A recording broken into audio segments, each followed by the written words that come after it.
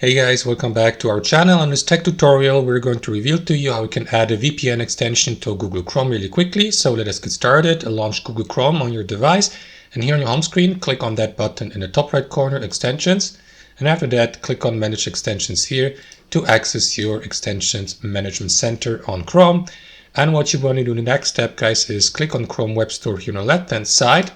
That is going to redirect you to the Chrome Web Store. So simply use the search bar here at the top and type in VPN, for example, press enter and browse through that list and pick up VPN extension you would like to install.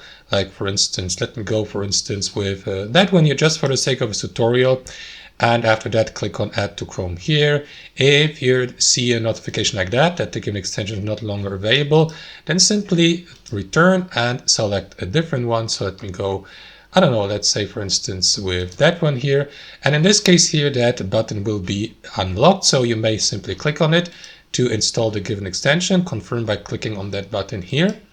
And after a brief moment, the extension will be added to your list of accessible extensions here. So if you, for example, click on the Manage Extensions icon here, you will be given the opportunity to either pin that VPN extension to your Chrome browser so that you can access it directly, or you may remove it, for example, from Chrome to get rid of it.